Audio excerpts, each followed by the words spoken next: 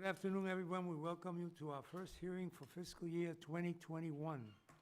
It is fitting that today's hearing will be with our colleagues here in the House to hear about the programs and agencies that they feel strongly about. Given the expected budget constraints that all subcommittees will face this fiscal year, it is important that we hear from our colleagues about the programs making a difference to their communities.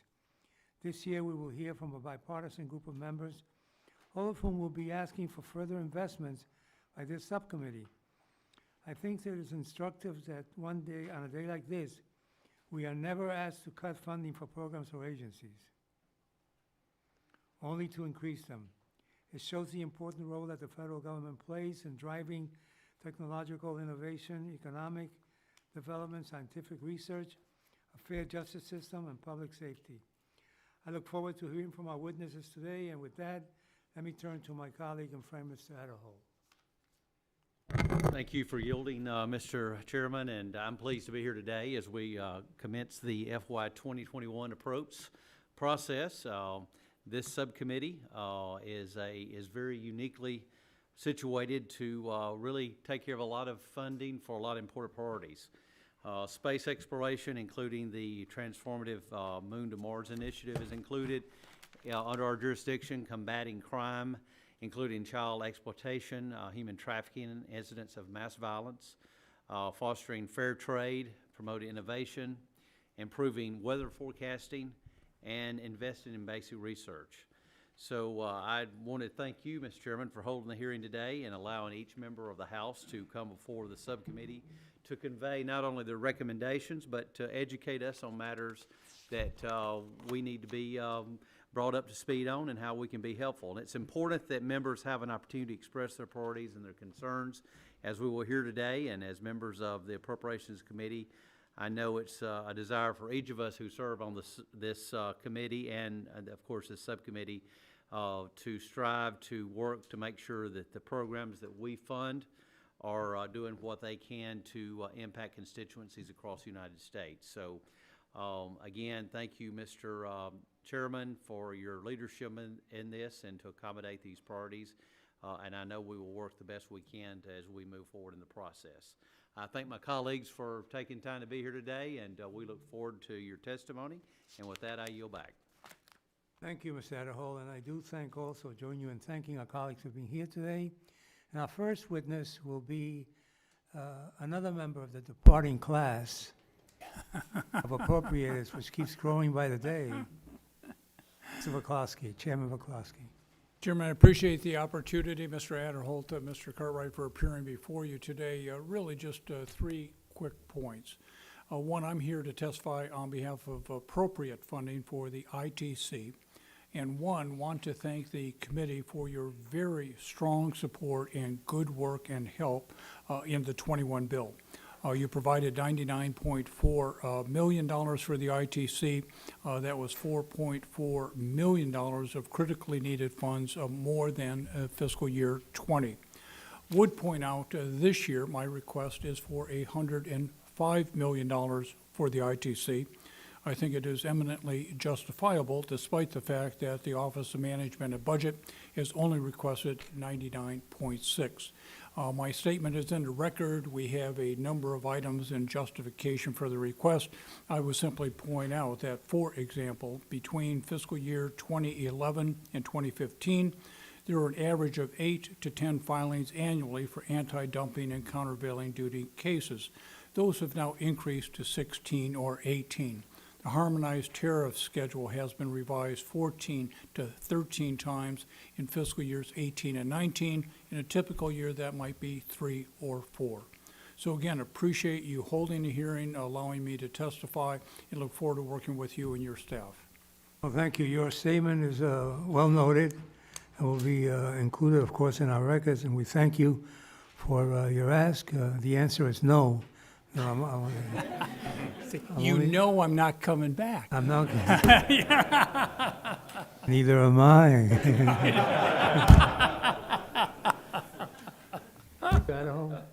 No, thank you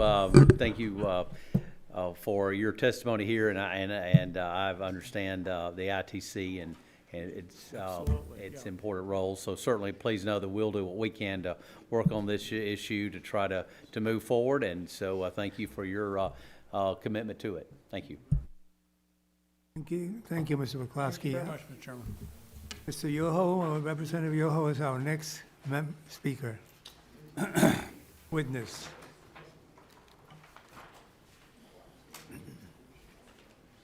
Thank you. Chairman Serrano, Ranking Member Adderholt, and committee members, thank you for allowing me to testify on the funding priority for fiscal year 21 CJS appropriations. America has led in space exploration, and our nation as the first to put humans on the moon. We've set the standards for innovation. Now a new era is upon us. It's time to prepare for this next phase of space exploration, and that is literally go where no man or woman has ever gone before, which is why I'm interested in the NASA science funding to explore the effects of zero gravity and deep space radiation on mammalian, eukaryotic, or embryological development. I'm a supporter of the Moon to Mars initiative, and I'm a firm believer that one day we will live in space or on different planets. However, before our species can live on or travel to Mars or distant planets, important questions on procreation outside of Earth's gravitational effects must be answered. We must know if human pregnancy and embryological development can be achieved in these environments. Basic questions like, can a pregnancy, number one, occur? The development and all the way through parturition in environmental space. Can fertilization occur? Does migration of the embryo down the fallopian tubes? Will uterine embryo implantation take place? If not, why? How do the different biological systems develop, the physiological systems? Are long bones long, for instance? Are kidneys kidney shaped, heart shaped? These are all things that we've never looked at. What is the nervous system and how does that develop, or the hemopoietic system? Are genes turned on or turned off, expressed differently in zero gravity, or the effect of radiation on that to adapt to the corresponding zero gravity environment? Does the physiology of the organ systems function and behave the same as they are developing in zero gravity as they do on Earth? In order to prepare for future interplanetary travels, these questions must be answered. Going to Mars today is a one-way trip.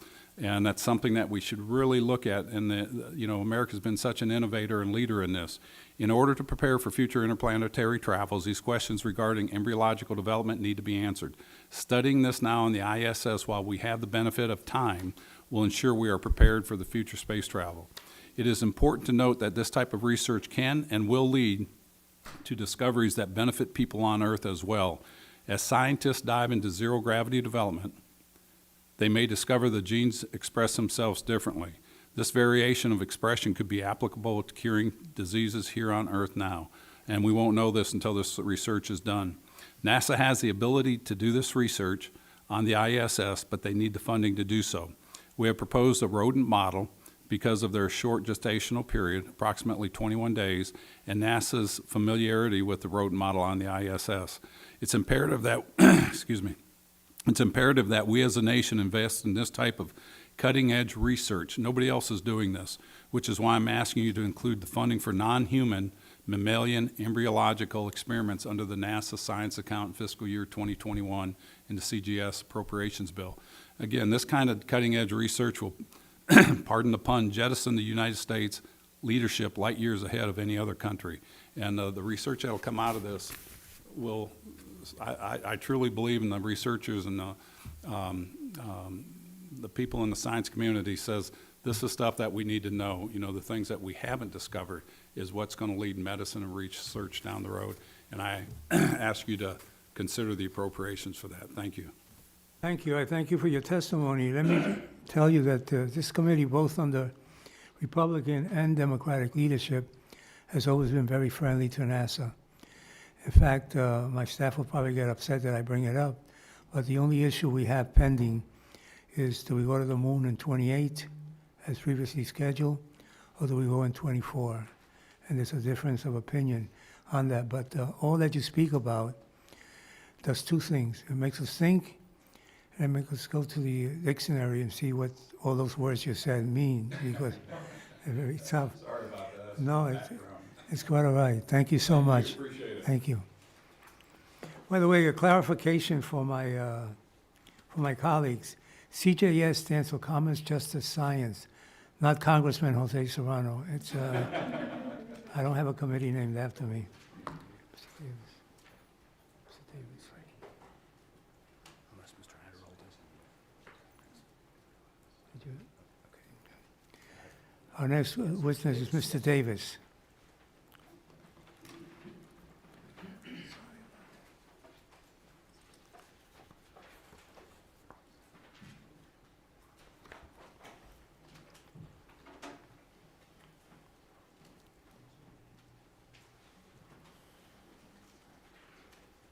Thank you very much, Mr. Chairman, Serrano, Ranking Member Adderholt, Mr. Cartwright, and other members of the CGS Appropriations Committee for hosting this opportunity for members to advocate for critical programs. Today I will talk briefly about the Second Chance Act, or SCA, which I authored in the 110th Congress after countless meetings with task force groups, community stakeholders, representatives from faith groups, clergy, and law enforcement. After several years of drafting, changes, advocacy, coalition building, and sweat equity, the SCA was signed into law on April the 9th, 2008. The SCA authorizes federal grants for vitally important programs and systems aimed at improving the reentry process. The United States remains the most incarcerated nation on the face of the earth. Its prison population contains roughly 2.2 million individuals housed in state prisons, federal prisons, jails, and other correctional facilities. However, since passage of the SCA, more than 900 grants in 49 states, D.C., and U.S. territories have been awarded. These grants have served more than 164,000 participants since 2009, with roughly 80% of all adults served receiving mental illness, substance use disorder treatment, and referrals, and 60% receiving cognitive-based services. The SCA has been a lifeline for former offenders. Grant dollars and other investments have allowed local state governments opportunities to provide job training and wraparound services, thereby significantly reducing recidivism and developing new tax-paying citizens. Organizations like the Safer Foundation in Chicago have provided job training, job placement, and pathways to career opportunities for hundreds of men and women returning to severely low-income communities. As I travel across the country, I hear from small business owners, elected officials, and even some Fortune 500 executives boasting about their reentry programs and how the programs have been uplifting to their employee morale. Finally, the SCA is a true bipartisan success story. And recently, because of successful programs like the SCA, Congress passed the First Step Act and are continuing to look at ways to reduce mass incarceration and sentencing reforms. Local governments, hospital systems, and private employers are now making investments in reentry. Success stories are being made every single day. So, Mr. Chairman and Ranking Member, I'm hopeful we can maintain the fiscal 2021 funding level of $90 million for the Second Chance Act, and I'd be pleased to respond to any inquiries. Thank you very much, and it's a pleasure. Well, we thank you for your testimony. We are very much interested in this program. As you know, we funded it at $90 million last year. So it's a priority to continue to do well by it, and we thank you for your advocacy for it. Mr. Adderholt? Thank you, Congressman Davis, and certainly I think these are important programs, and you know, I will certainly, as we move forward, your testimony has been very helpful. Thank you for your testimony on it, and we'll certainly work together to see what we can do to try to make the funding successful. So we look forward to working with you. Thank you, Mr. Adderholt, and thank you, sir. Thank you both very much, and it's a pleasure.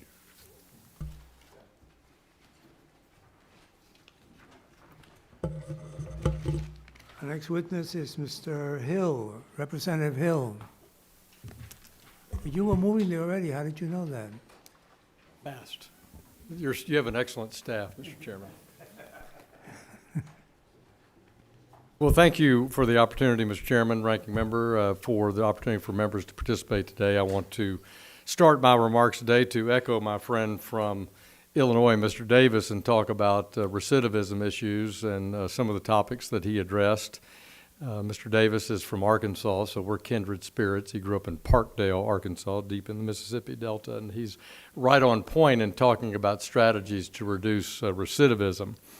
The FBI and the Bureau of Prisons states that we spend an average of $36,000 a year per inmate on a prison population that dwarfs the rest of the world. Each year, more than 600,000 people leave our prisons, but three quarters of those recidivate within 5 years. This is a huge frustration to our state and local governments and, of course, to the federal government. The cost to society of not acting on this issue are not limited to what taxpayers get. Higher recidivism rates lead to higher prison budgets, more beds to build, more dangerous streets, and fewer badly needed workers for our very worker-needy labor force. The cost of unrehabilitated offenders to communities, neighborhoods, families, more unemployed and unemployable fathers, families continuing to struggle in the grip of addiction, children stuck in a despairing cycle of generational poverty, and consequences of a return to crime. All those costs are too high. How do we hold offenders accountable for their actions without denying them a return as contributing members of society? In Arkansas, Arkansas Baptist College and Shorter College have partnered with the Arkansas Department of Community Corrections to provide an entrepreneurship program for prison inmates during the last 6 months of their sentence. The program serves as a transition phase for inmates to gain academic and spiritual development and encourages them to continue in their education at their schools after their release. Last year, I introduced legislation that would establish a pilot program at the U.S. Department of Justice to provide grants to historically black colleges and universities, HBCUs, to implement educational programs for eligible offenders and help them successfully transition back into their communities. This language is based on the outstanding work of the 4 HBCUs in and around my district.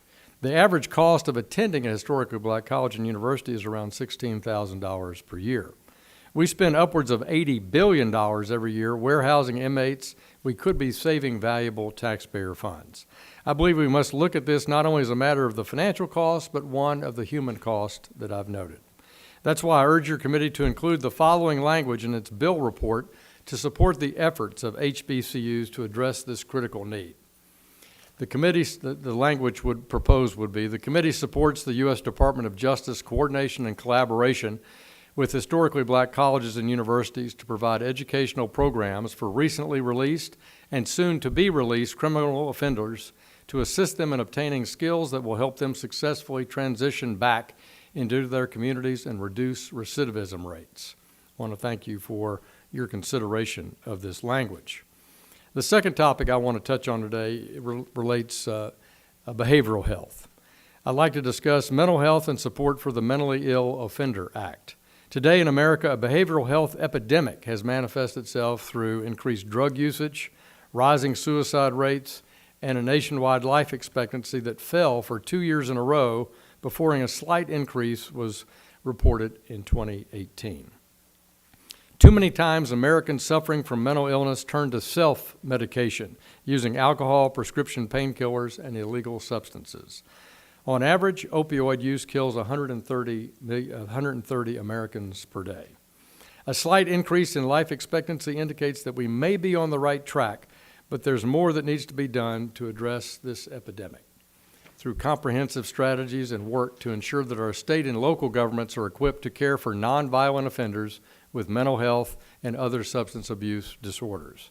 I hope that you'll give full and fair consideration to funding the Mentally Ill Offender Act, which provides grants for these overburdened state and local governments to support mental health courts, training to staff, and mental health and substance abuse treatment services with the purpose of better addressing the needs for our nonviolent offenders.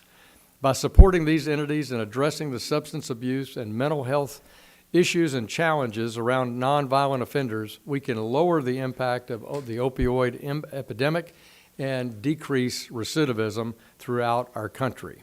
I appreciate your consideration of these requests and the opportunity to be before you today, and I yield back the balance of my time. Thank you, Mr. Chairman. Thank you so much for your testimony, and we truly appreciate it with all your information and your concerns. Mr. Adderholt? Let me just echo the chairman's comments. You know, have had a chance to work since I've been in Congress with historically black colleges, universities. I understand the importance and the impact and the historical aspect of those. Certainly, the Department of Justice, especially when it comes to trying to make sure that the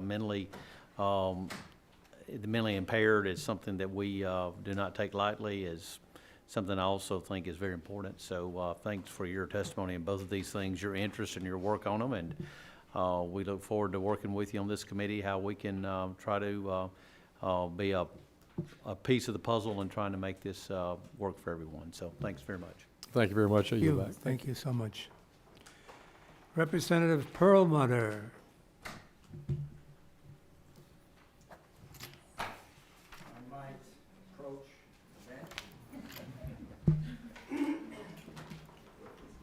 I didn't hear anybody give you permission. Is this the year you're going to retire from Congress? Or what? I'll tell you a story about that. Mr. Chairman, Mr. Adderholt, Mr. Cartwright, thank you for having this hearing this afternoon so that we can all make presentations to you about subjects and issues that are very important to our district. So for me, I appreciate the opportunity to testify this afternoon about funding from NASA and working together to get our astronauts to Mars by 2033. Supporting NASA and our aerospace industry is one of my top priorities, and Colorado has some of the best minds, companies, and capabilities in the aerospace industry. So not only is it a personal passion, obviously it's something very important to my state. And after all, Colorado, Mr. Adderholt knows, Mr. Cartwright, Mr. Serrano, we are a mile above sea level, so the first mile to get our astronauts to Mars is free. We have one of the country's largest space economies because we have just about everything in our state, from strong scientific research community to small, medium, and large commercial space companies which work across the civil and defense communities. That's why I've been such a strong supporter for NASA, as have you, as I sit on the Science, Space, and Technology Committee. And importantly, it's about getting our astronauts to Mars by 2033. This is when the orbits of Earth and Mars are closest for years, and it saves space travel and reduces the risk from radiation, as Mr. Yoho was talking about, for our astronauts. I believe we need this lead time for all of us to prepare for the undertaking, which is complicated mission, obviously, which is going to require a lead by NASA, public-private partnership, and international partnership. Exploration is in our DNA as Americans and as humans. We don't necessarily know where our exploration will take us, but the benefits we've seen right back here on Earth from our investment in exploration since the Mercury program 60 years ago has been tremendous. We have a skilled and driven workforce we're investing in, and the inspiration for the next generation will open new doors for new technologies and answering new questions we can't even imagine today, like those that Representative Yoho was bringing up about birth. And while there are many things I disagree about, with this administration, I do think aerospace is an area of bipartisan agreement here in Congress, in the White House, and at NASA. I support the goals for accelerating human missions to land on the moon again. That's now called the Artemis program, as you know. As long as that program continues to focus on reducing risk for our human missions to Mars. Space exploration is hard and it will require sustained investment from this subcommittee and continued ingenuity by the smart people at NASA and in the commercial sector. I'm asking for your help this year and for the next 13 to provide NASA with the resources for the Mars 2033 mission and the technologies needed for it, like nuclear thermal propulsion, entry, descent, and landing systems for Mars, a Mars transport vehicle to get our astronauts around the planet, and many other long lead investments that are needed. I look forward to working with the subcommittee and the entire Congress so we can achieve this goal, which is a very difficult one and will be expensive. That's why we need to get going now. I'm going to leave you with, and I have left you with, and I will give anybody who wants one of those bumper stickers, I have plenty. So here's my story. And no, it's not when I'm leaving the Congress. So this is the story. So on my bumper sticker at home, I have my political bumper sticker. Perlmutter, our neighbor, our voice. Okay? And then I have that bumper sticker, 2033. My next door neighbor, a Rock Ridge Republican, came up to me. He says, okay, I get the Perlmutter, our neighbor, our voice. Are you running for president in 2033? I said, no, it's not even a presidential year. That's when we're going to get our astronauts to Mars. And this committee is key to that mission. There is no ifs, ands, or buts about it. The lead time is substantial so that we can get as many things answered as possible before those orbits align at a time for getting our astronauts to the planet. With that, I yield to any questions, but obviously we've talked a lot about this in our committee, Science, Space, and Technology, and NASA has been there to testify a number of times, as has the administrator. Well, we thank you for your presentation. It's a very thorough one. And this is a very seriously ongoing conversation in this committee and in other places throughout the Congress. Thank you so much. Thank you for your time. Mr. Adderholt. I just want to echo again the chairman's comments, and space exploration, as he knows, is important to this committee and important to me. And we have worked very closely. So thank you for your work on this, and we continue to look forward to working with you, and so we can do space exploration for this country. So thanks so much. Other than being relieved that you're not running for president, did your neighbor have any reaction to this bumper sticker? Yes, he said, can you guys really think that far out? Can you come up with programs that really take that long a time to put together? And I said, absolutely we can. You know, you see a lot of the clashes from day to day, but when the Congress sets its mind on something and there is this desire to do something bigger than any one of us or all of us put together, we can do it. And he actually was pretty impressed. Now, you know what? Now the responsibility is on your committee to keep him impressed. I think it's something that ties all Americans together, and young and old. The aspirational, inspirational element to something like this that's so much bigger than one administration or another.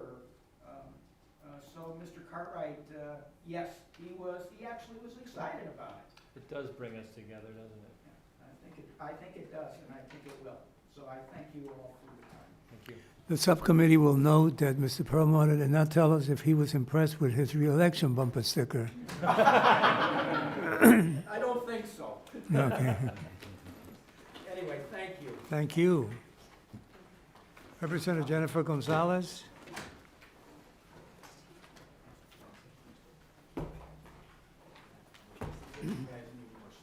Thank you.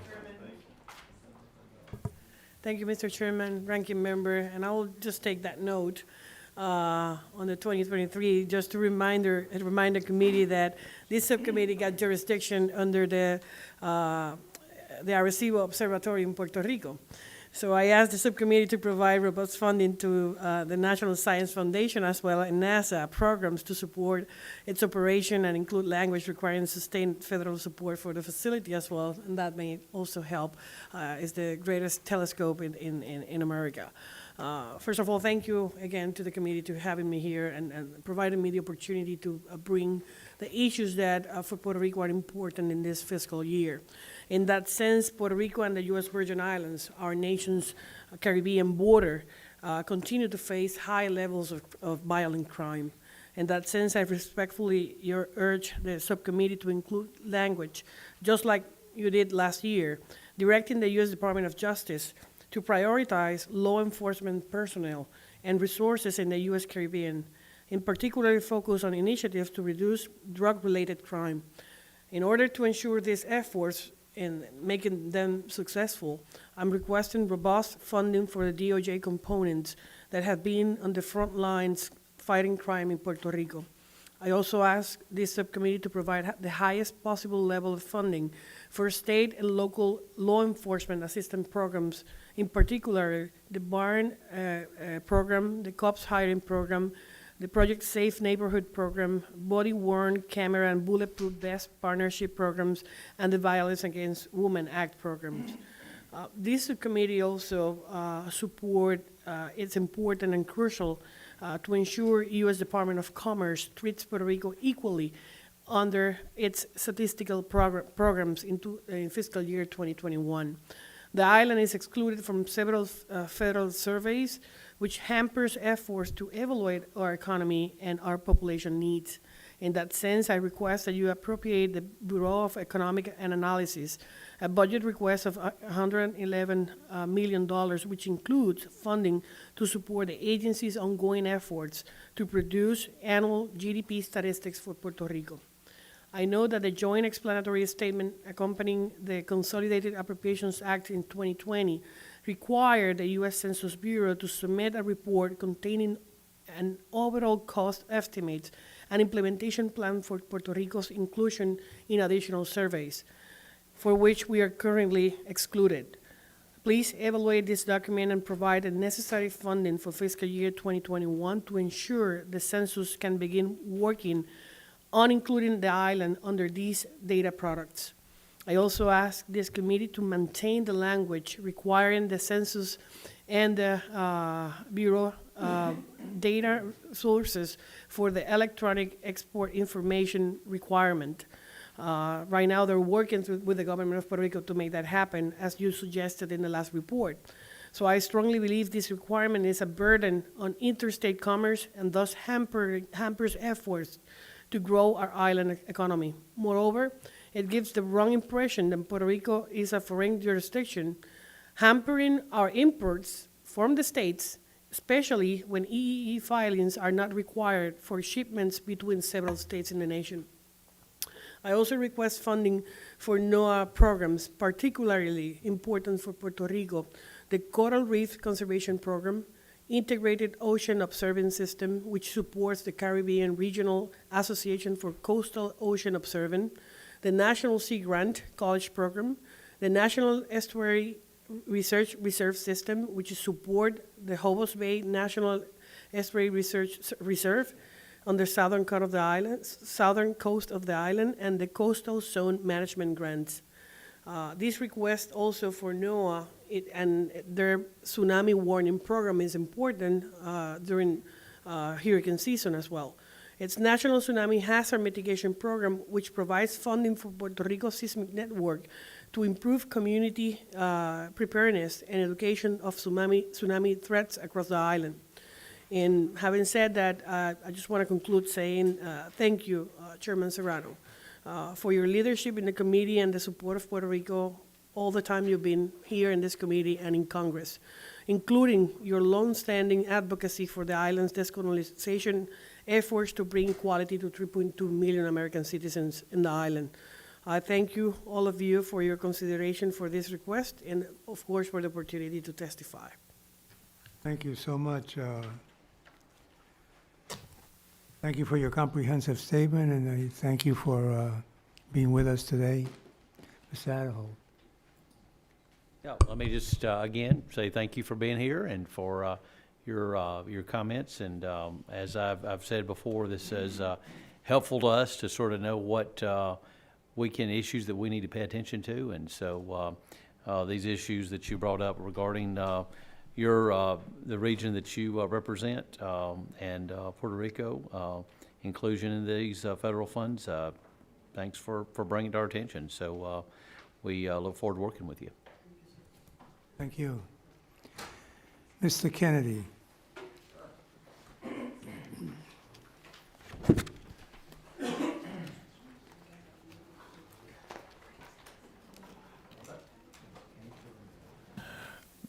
Thank you, Mr. Chairman, and I want to thank the ranking member, Mr. Adderholt, for convening this hearing, for listening to members, and for all of the work you and your staff are doing to dedicate funding to so many critical programs. Mr. Cartwright, thank you very much for being here as well. It wasn't all that long ago that I found myself standing next to clients as a legal aid volunteer in Boston's housing courts, helping people desperate to keep a roof over their family's head, navigate a complex web of laws and codes that I, too, struggle to comprehend. Through their eyes, I saw our systems failing. A justice system that wasn't providing anything close to equal justice. A housing system that promised tenants and homeowners certain rights, but only if they had access and resources to pursue those remedies. And an economic system tilted towards those who are already powerful. From housing to healthcare to domestic violence to sexual assault to employment to recovering from a natural disaster. Lack of legal representation can trigger a cascade of consequences that leaves our neighbors vulnerable to bankruptcy, unemployment, homelessness, incarceration, and even the loss of life. Nationwide, 90% of landlords in eviction lawsuits have legal representation. Only about 10% of their tenants do. 86% of low-income people involved in civil legal proceedings receive insufficient help or none at all. Nearly 3/4 of low-income households encountered at least one civil legal problem in the past year. Low-income Americans will ask for help from local legal aid organizations nearly 2 million times over the course of a given year. And because of the lack of funding, they will only receive limited or no help more than half that time. But when we make good on our promise of equal justice, the results are undeniable. Every year, organizations receiving funding from the Legal Services Corporation support nearly 100,000 veterans and their families. In 2019, LSC released an extensive report showing how critical legal aid is in our efforts to combat an opioid epidemic. Studies in Manhattan have shown that legal counsel for tenants led to a 77% decrease in warrants issued for evictions. In rural areas, in urban settings, in the wake of natural disasters, in domestic violence proceedings, in veterans affairs, in healthcare disputes, and in housing courts. Every single day, underpaid lawyers and volunteers are working for underfunded organizations and are desperately trying to make good on this nation's promise of equal justice because of what we have failed to do. We're here today to ask that Congress provide robust funding for LSC because we can't afford not to. But we should also make clear that our work isn't finished with one appropriations bill. We have a long way to go, and I look forward to working with everyone in this room to help us get there. Thank you, Mr. Chairman.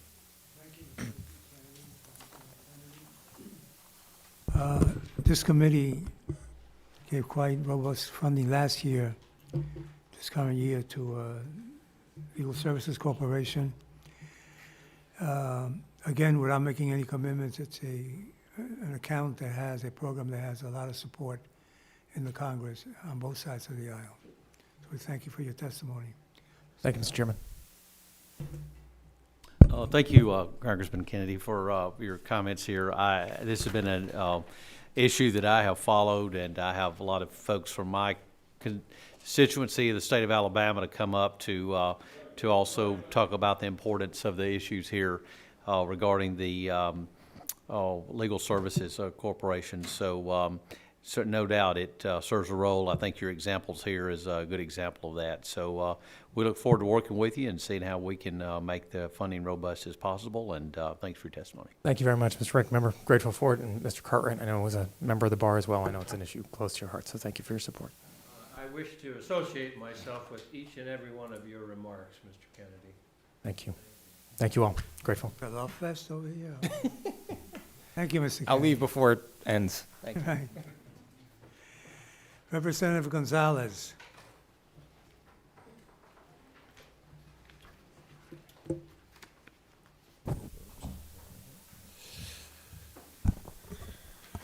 Chairman Serrano, Ranking Member Adderholt, and members of the subcommittee.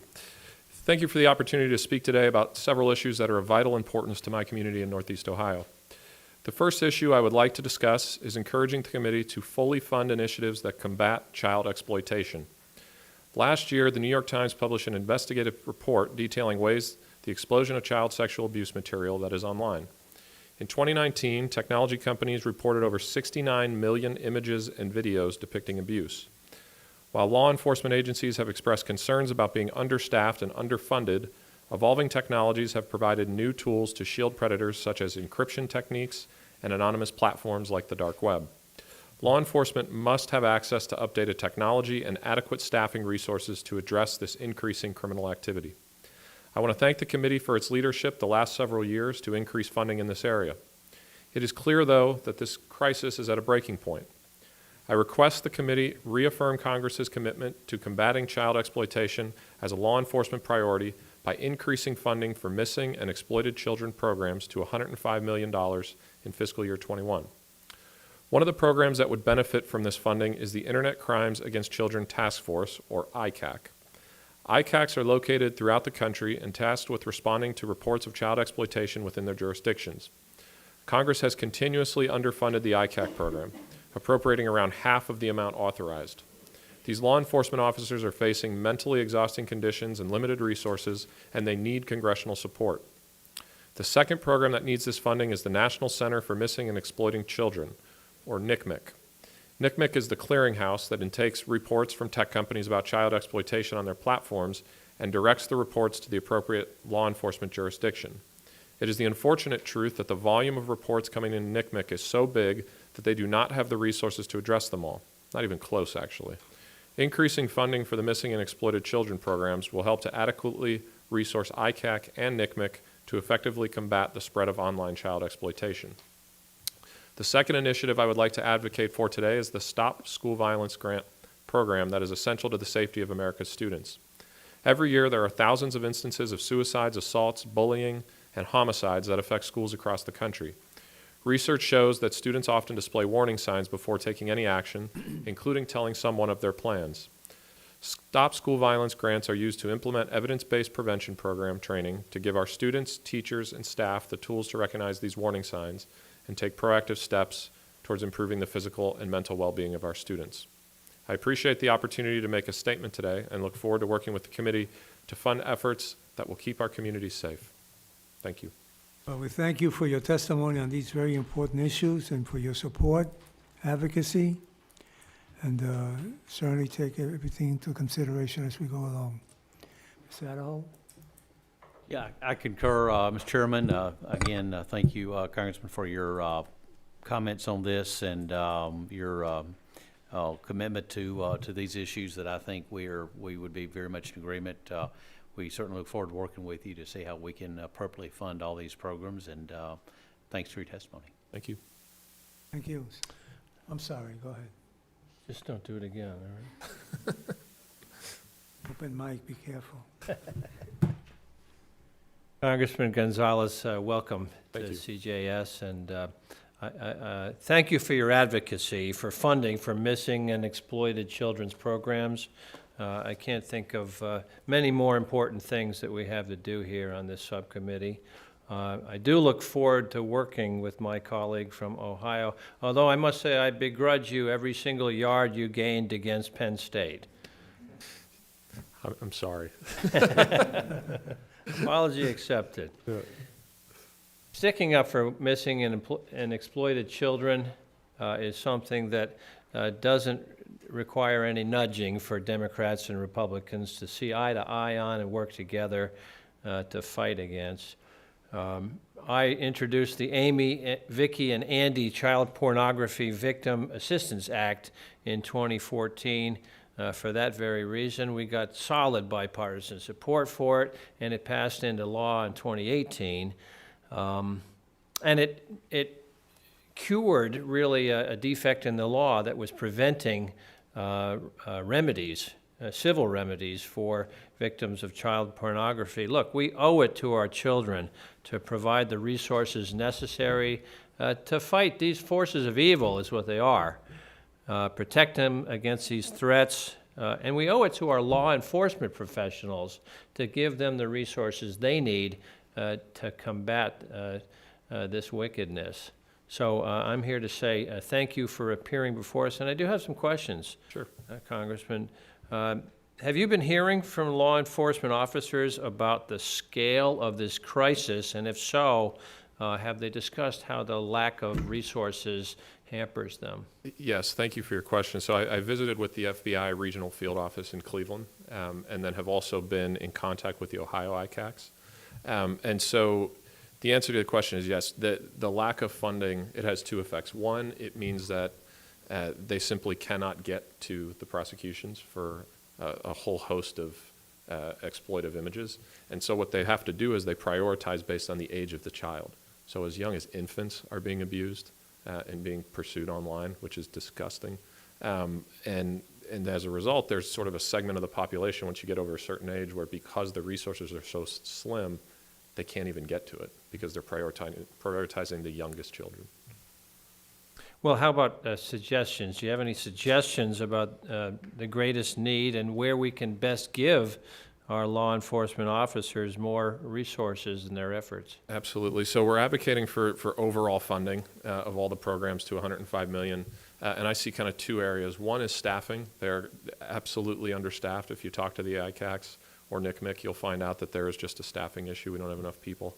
But also the technology. A lot of the images are trafficked through the dark web using non-traceable weapons, essentially. And so the technology needs to be upgraded as well, because if we have better technology, then we can go pursue the bad actors where they are, quote unquote, living, which is on the dark web. Thank you. And finally, any other issues that you'd like to highlight regarding funding or the lack thereof for the missing and exploited children's programs?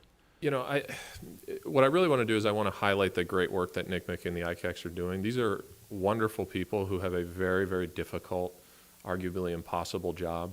It is them who are on the front lines, who have to look at these images and process them and then put the investigations in place and go pursue the criminals. They are coordinating as best as humanly possible, but my general perspective is, given the lack of funding, we're asking them to do an impossible job, and as you said, and as you fought for years on this issue, it's something we have to do. It's an imperative of this Congress. So thank you. Well said, well said. Thank you, and I yield back, Mr. Chairman. Thank you, sir. Thank you, sir.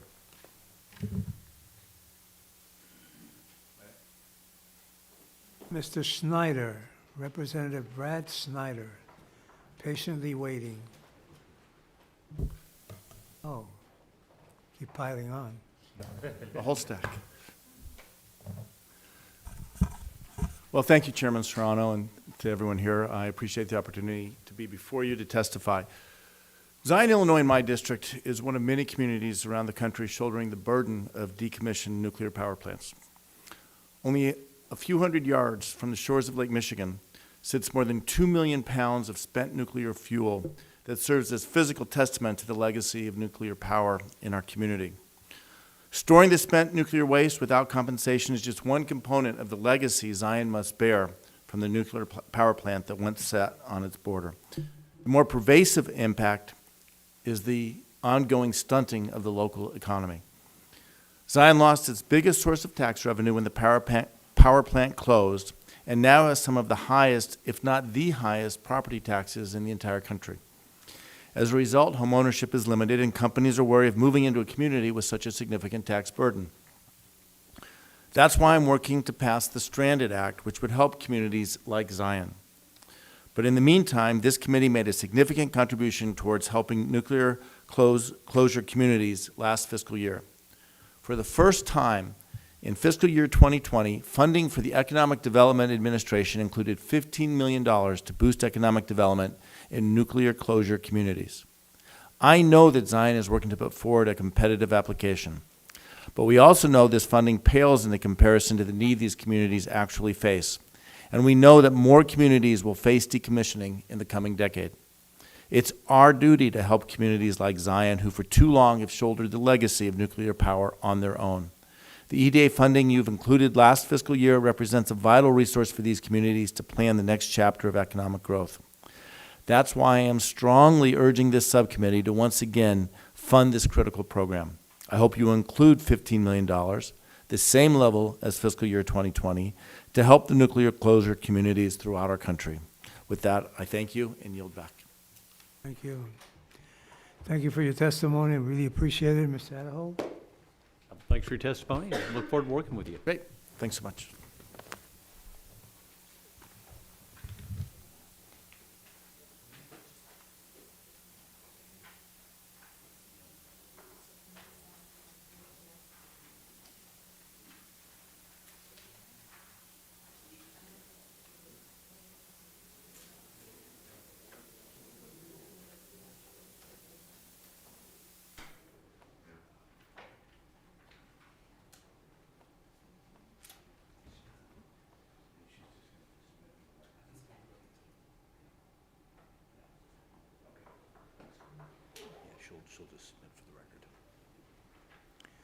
Well, we thank everyone who's been with us today, those who are here, those who are gone.